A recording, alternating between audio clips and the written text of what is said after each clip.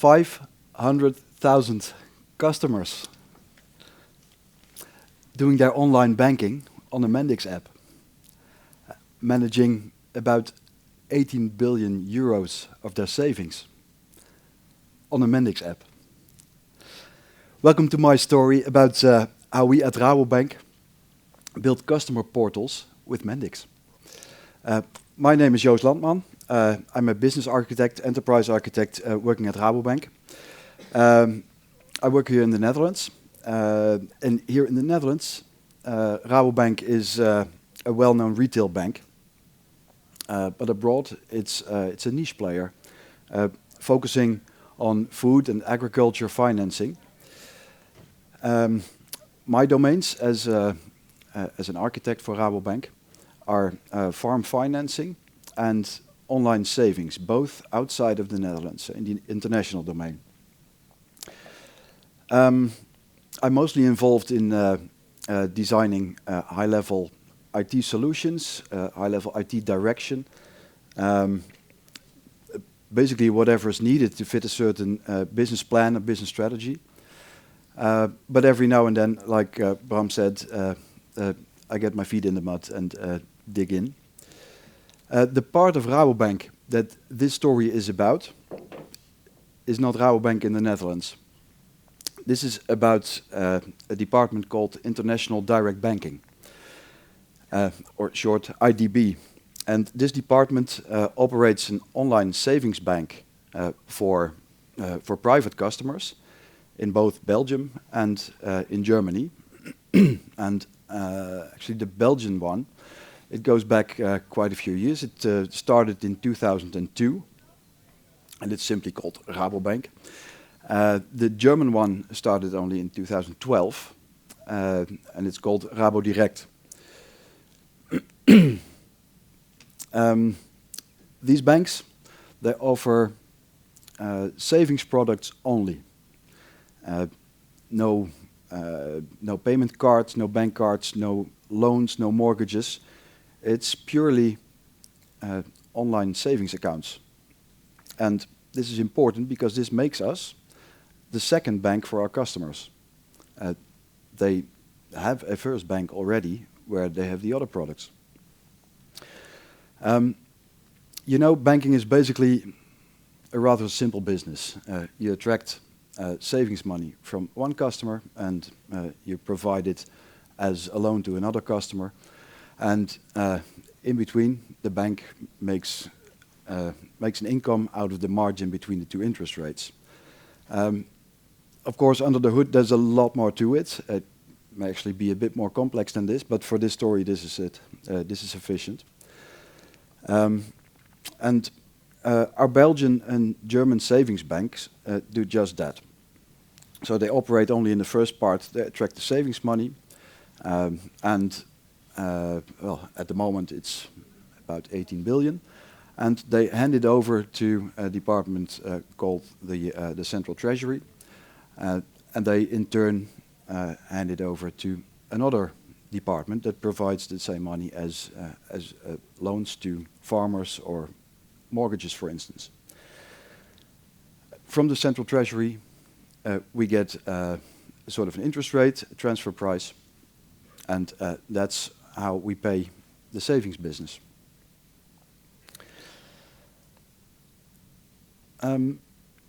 Small step back. About 2 years ago, this department, International Direct Banking, was in an entirely different shape than it is today. How come? Well, initially, when we started the first bank back in 2002 in Belgium, we basically quickly put together an IT landscape. And well, afterwards we opened another one, and another one, and another one. At a certain moment, we had sort of the same bank in 7 different locations. We had copied the IT landscape from one location to another. Copied it, the full stack. That means you get 7 different sets of basically the same IT systems, but all with a slightly different code base because each goes in their own direction and, well, quite a mess, let's say. And also important to note, all this IT was outsourced. We did have an IT department in international direct banking, but that was mainly governing IT, managing IT. Every bit of development was outsourced, hosting was outsourced, operations was outsourced, and all we did in our IT department was making plans, project management, writing specifications, and at the end, user acceptance testing. All in all, well, different with so many different stacks of IT systems, this made our IT really expensive. And maybe more importantly, very slow to change because we had to change it in different locations. We were mostly trying to keep up with new regulations, and well, with the IT maintenance, that well, the first bits of legacy that pop up here and there take. So the online banking channel, this was part of our core banking system, and a core banking system that's basically the hardest system to change.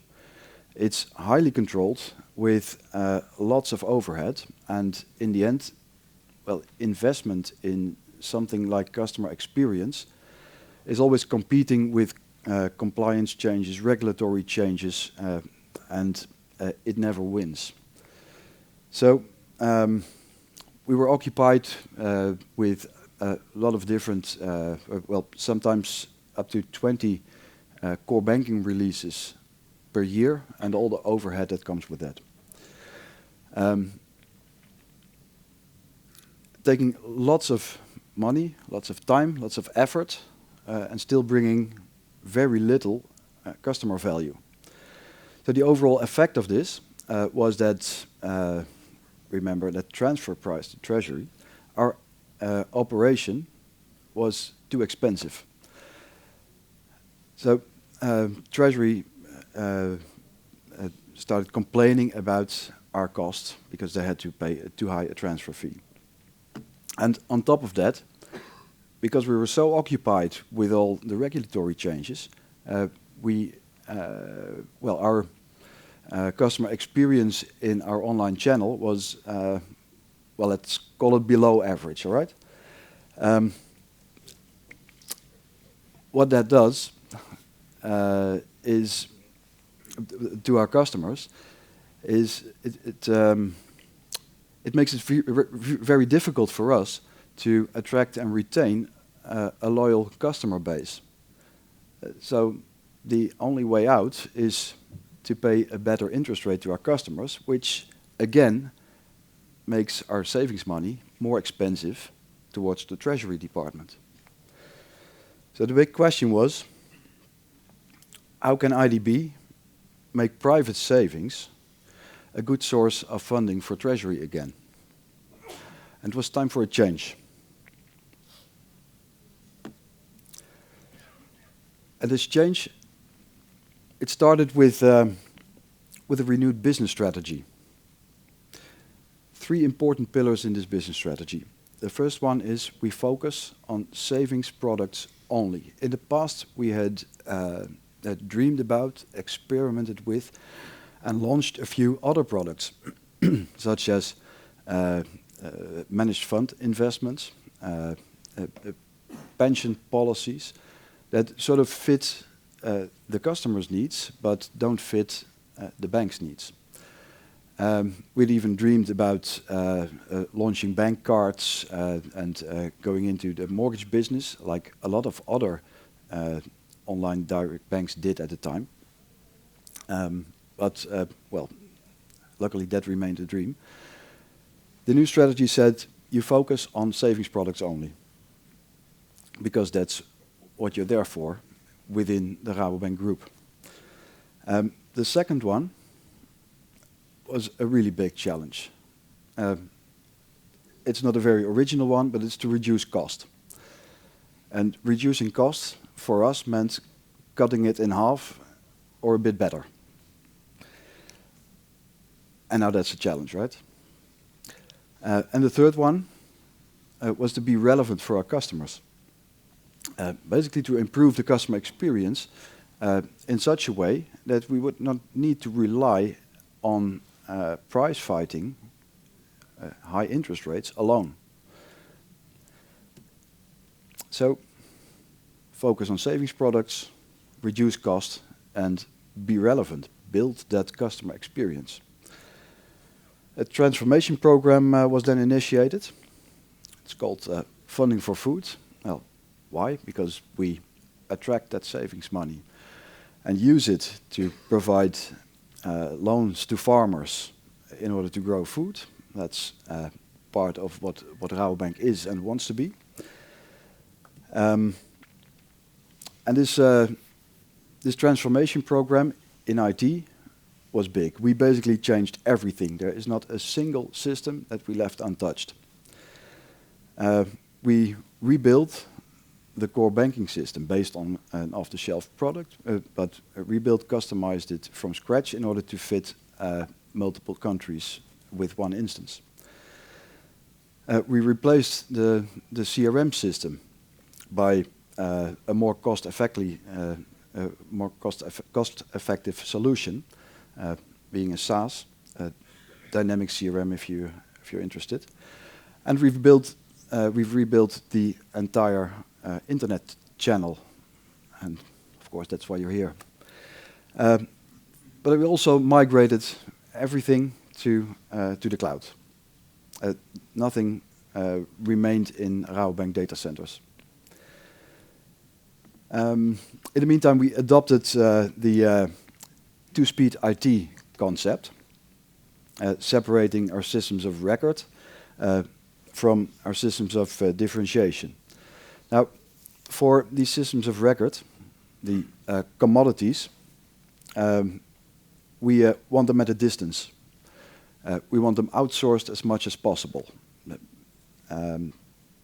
preferably as a software as a service, but at least in such a way that that we can focus on only stability, accuracy, and cost effectiveness.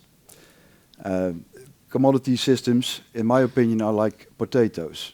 You don't grow potatoes in your backyard, you buy them in the supermarket. The differentiators, the systems of differentiation, that's a different story. We had always outsourced everything, but we felt we needed to bring these close to where our business is. We needed to start to do in-house development. And that's actually a scary thought if you're basically sort of an IT governance organization rather than an IT shop.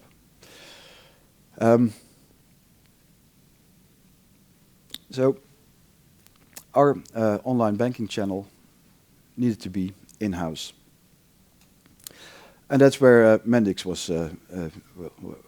will fit in. We have a core banking system that comes with a cross-channel banking module for customers.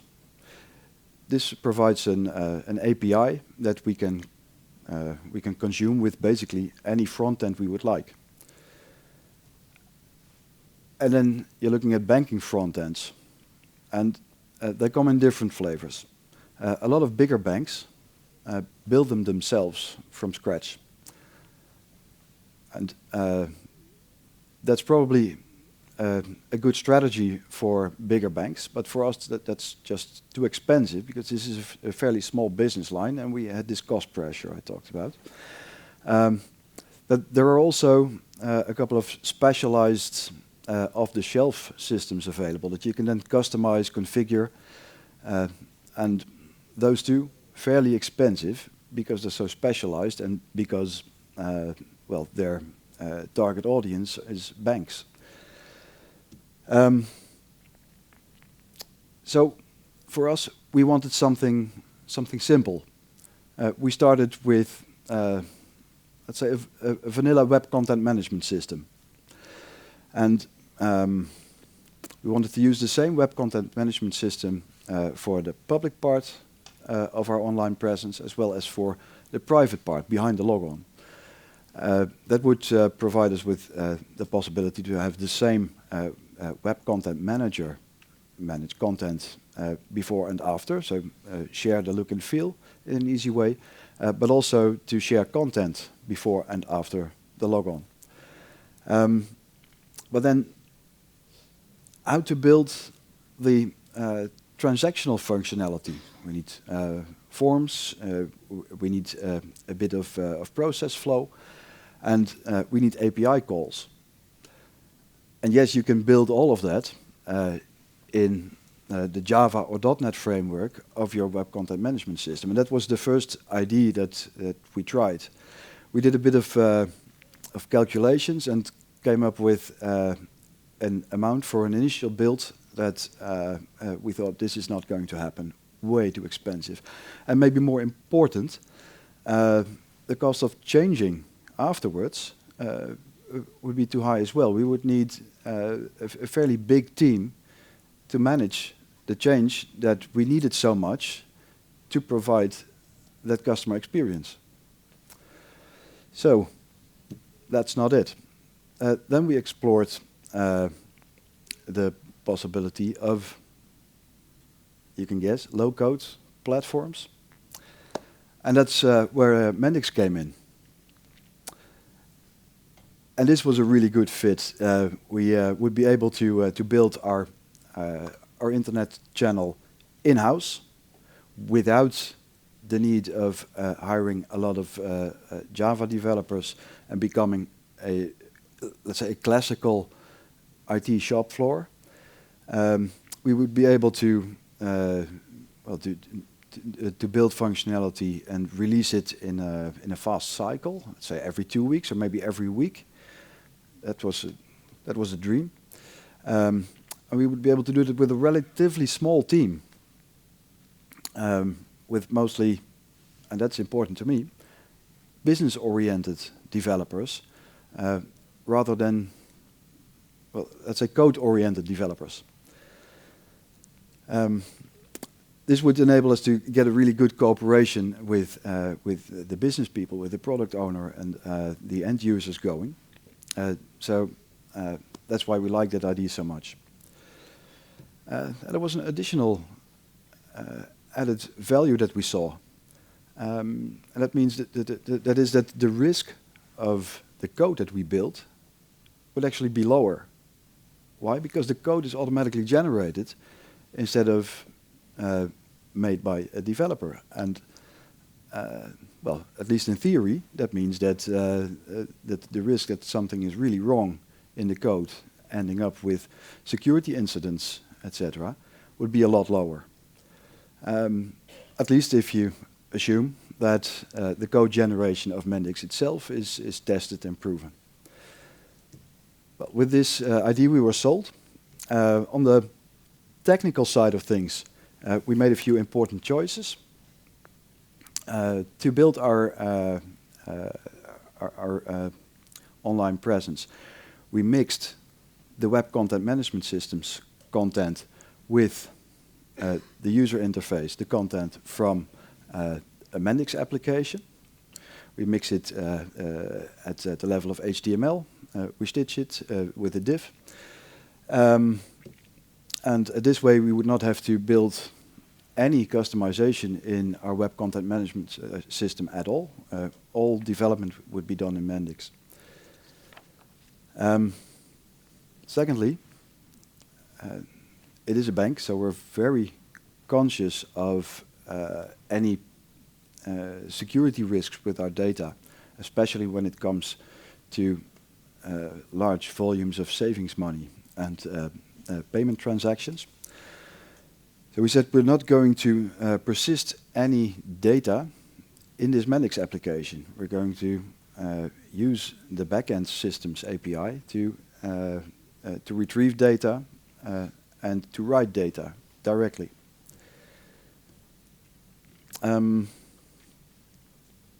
Thirdly, we go cloud completely.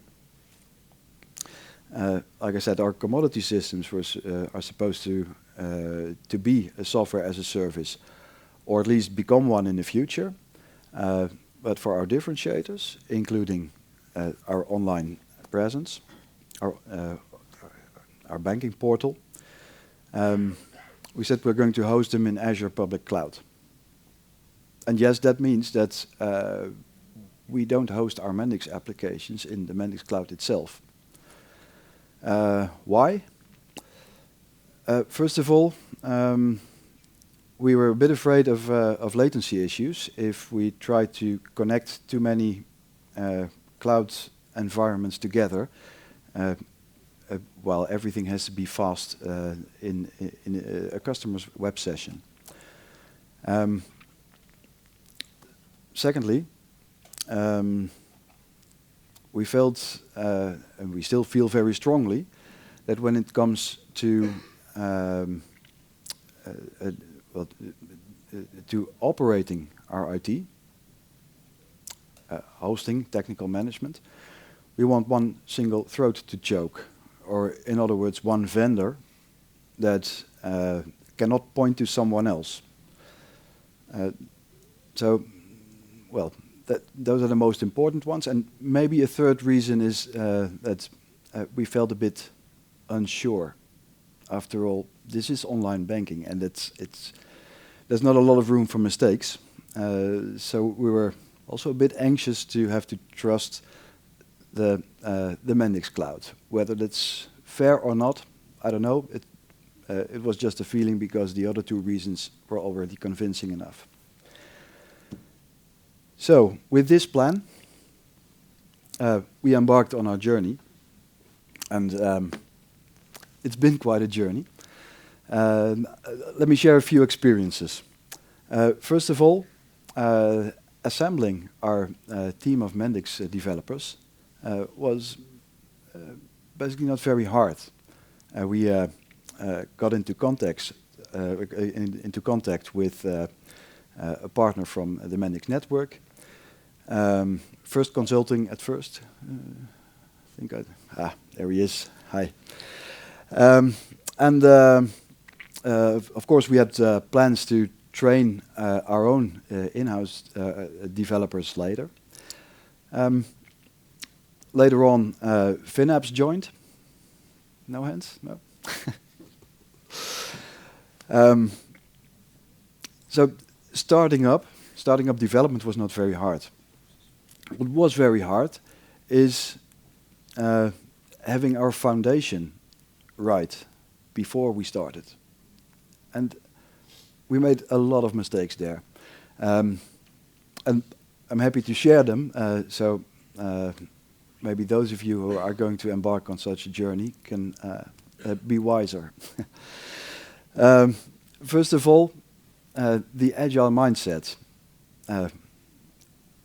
We're a bank. Banks are not necessarily very agile, although there's a new wind coming.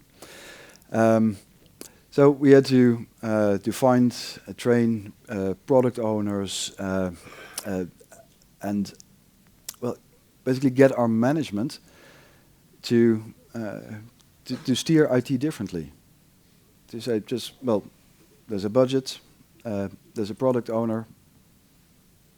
Be on your way and tell me in a few months how you're going.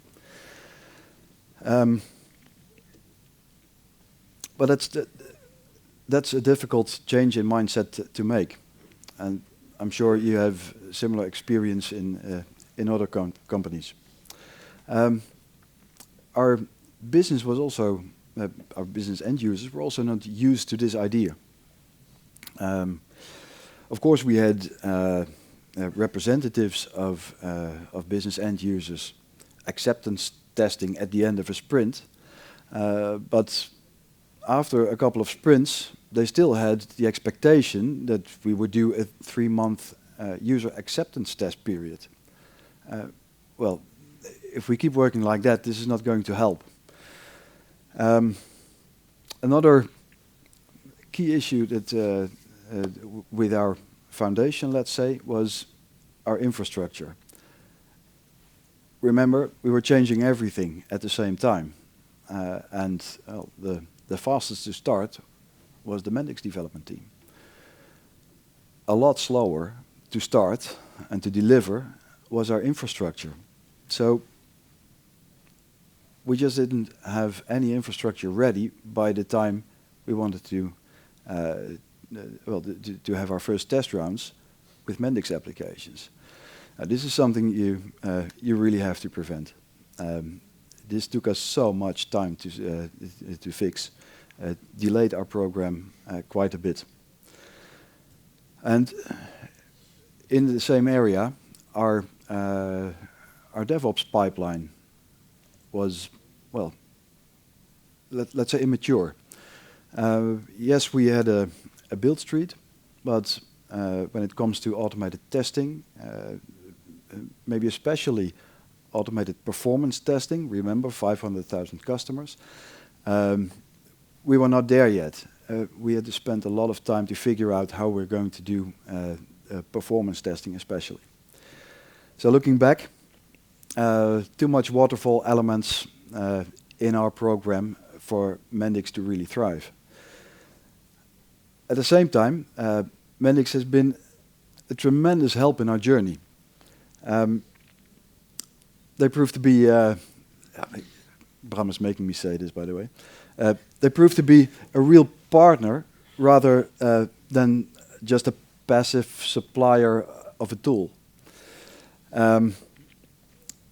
The customer success manager, as always, Bram, has always been in regular contact with the development team and with the IT managers. So he was always aware of what was going on, and when we got stuck, he was there to help. At a certain moment in time, he provided an expert to discuss and actually design the container platform that we needed in Azure, to land our applications on. That's quite far out of the original scope of what you would expect from a tool supplier, right? And a bit beyond, when we were stuck with this performance testing, the same expert was a tremendous help again, even further out of his original scope. We also had a couple of open discussions about what, from our perspective, would be an omission in the Mendix product. For instance, in our original plans, we were going to build smaller Mendix applications, each with their own small user interface, and we would use multiple of those smaller applications on a single web page, like widgets. And that just didn't work. That's not how Mendix works. So not only did we get a good discussion going about how to work around this problem, but this idea, this concept, has actually landed up on Mendix development roadmap. And to be honest, I'm quite curious about version 8 tomorrow. I hope to see it in there. You get a discount then? Maybe I'll get to that.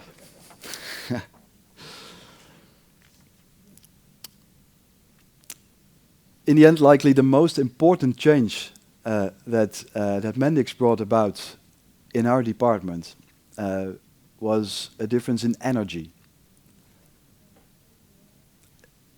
Remember, in the past we were this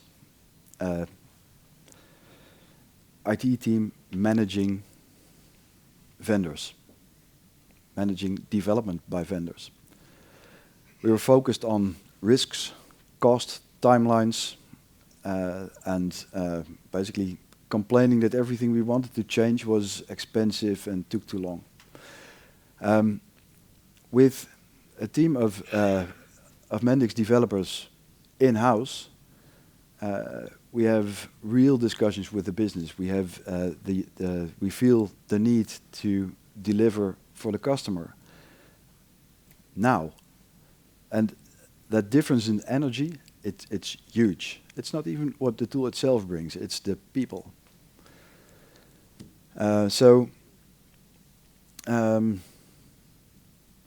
In the end, having this team on the floor helped us realize what agile in practice is, what digital transformation means in practice.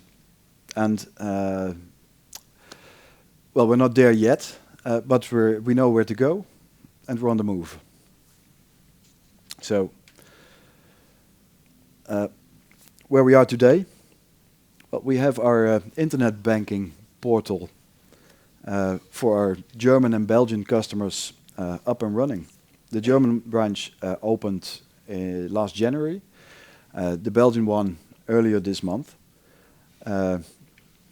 So we really have over 500,000 customers doing their online banking on Mendix applications.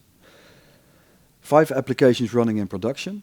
We have one for the public part of the online presence before the logon, and one for after, and split between the Belgian version and the German version, although at design time that is the same application, just configured differently when it goes to runtime. And the 5th one is a small, simple application behind the scenes, managing API calls to the backend. As of the launch of the very first one, a bit over a year ago on only the public part of the online presence, we immediately got into the habit of 2 weekly sprints with an actual release into production, just to get the hang of it. And that is a huge change from what we did before. It works actually nicely and calmly, and it feels a lot more comfortable than these huge releases. So by now we're getting ready for some more Mendix initiatives, and I'll name a few. Every now and then we have questions about, let's say, the technical feasibility or the complexity of some idea that you may want to build. Or maybe every now and then we want to test the actual customer reaction or the business value of a certain idea. And you can go 2 ways. You can do a paper study or build a proof of concept. And the paper study only gets you so far. Building a proof of concept gives you a real idea of how things are going. And in the past, starting to build a proof of concept was a project on its own. We would have to ask for budget, resources, etc. We would have to find and organize some hosting for whatever we wanted to build, etc. So chances of a proof of concept actually being built were, well, slim. Now with a Mendix application, well, with Mendix on the floor and a team ready to do stuff, things are completely different. Any idea is good to do as a proof of concept, and it's a nice variation for the team members. So one example is we've actually built a small demo application for PSD2. For those of you from outside of Europe, PSD2 is Payment Service Directive number 2, and it requires banks to publish an API to be consumed by third-party applications, where they can initiate payment orders or get account information from customers. Of course, with the consent of this customer. we have built a small demo application consuming the APIs from 2 other banks, just to prove to business and management that this is not really a big deal, and our IT team is up to the challenge, whatever our management thinks they want to do with this in this new open banking world. And it was received quite well and fun to build. So basically having Mendix around makes it a lot easier to try something, to build something just as a test or maybe just for fun. In the meantime, Rabobank Group, of which this department, International Direct Banking, is actually just a tiny bit, has been looking for a low-code platform, a standard for low-code platforms for the whole group, in order to facilitate innovation use cases that well, they usually only get a 6 or 8 week time frame to build something to test with real customers. But also for some rapid development, we need a certain solution for a certain business problem as soon as possible. We need it now, and we don't have time to go search for something standard. So Rabobank Group now has selected Mendix as the group's standard for low-code development, at least partially based on the good results in my department, International Direct Banking.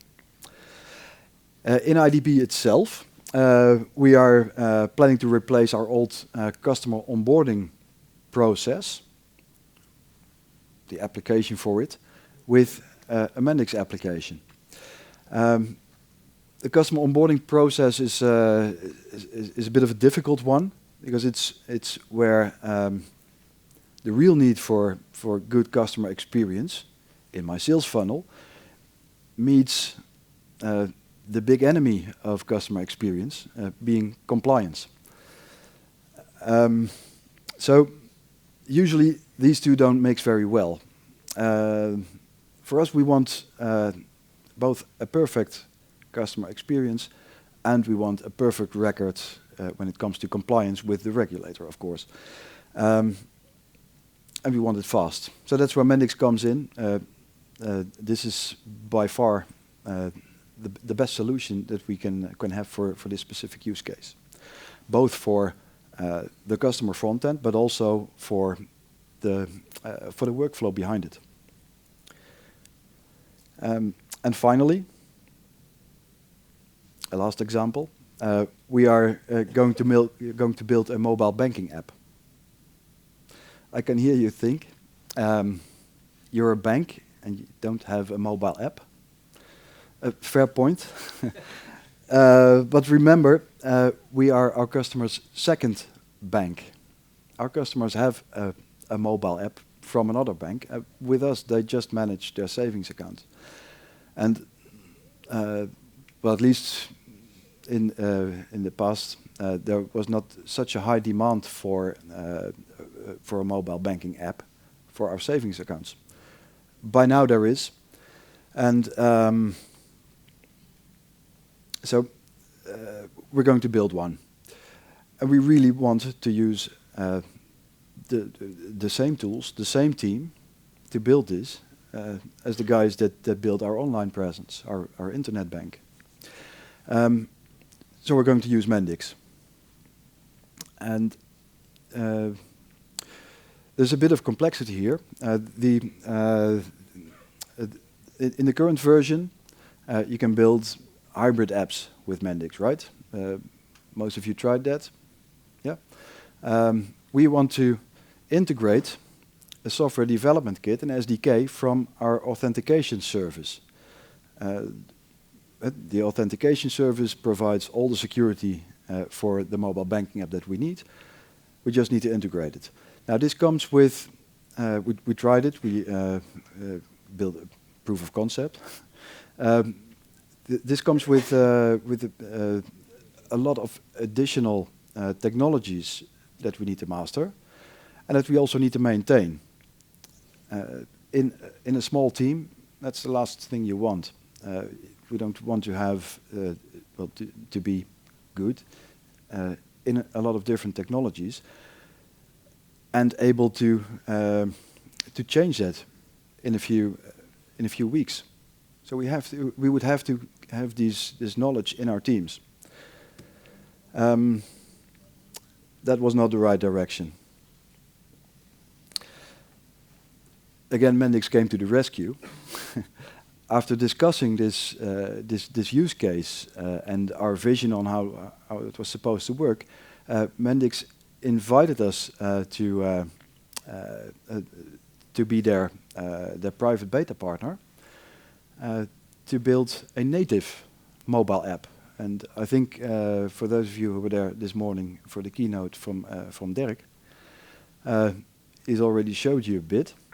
We're actually going to build or to model using Mendix a native mobile app using the React Native framework. Currently being built, very exciting.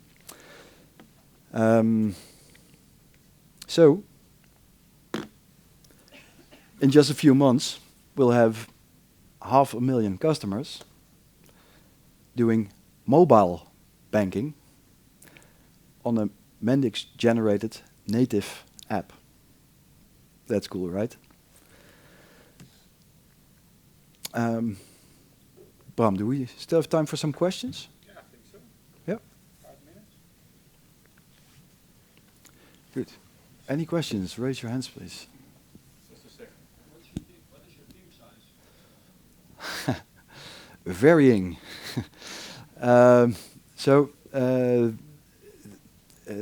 We have let's say the standard size would be 4 or 5.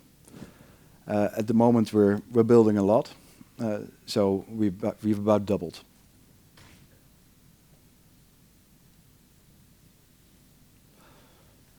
Go ahead. With quite, I think, an interesting current usage over the day.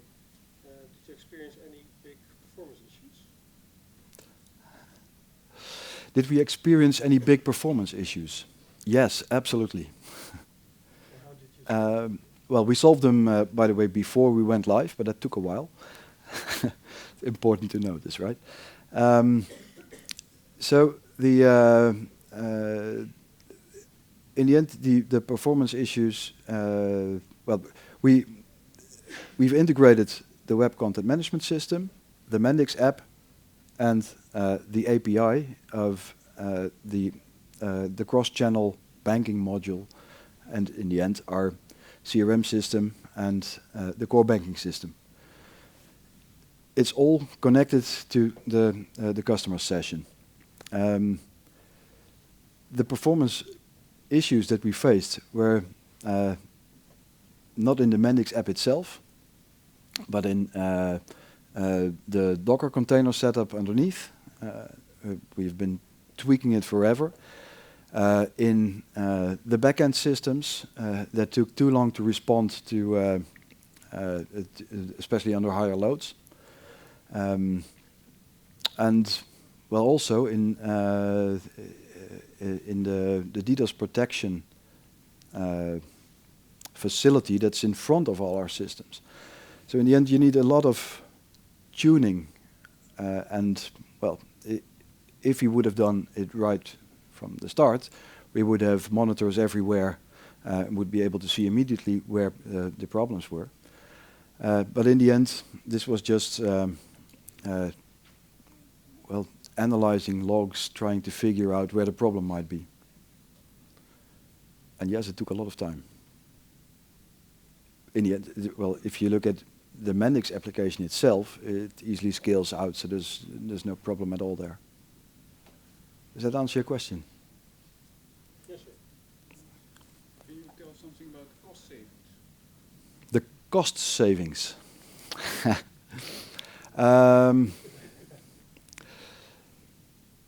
Looking at the total picture, I mentioned the cost savings target for the whole program of, let's say, cutting it in half. We made that. In the area of the online banking portal, that's not where the focus of the cost savings were. It was mainly in the infrastructure and the systems of record. And it's where it should be, right? Last question. What is the content management system that you integrated with Mendix? That's an easy question. Thank you. Which content management system did we integrate with?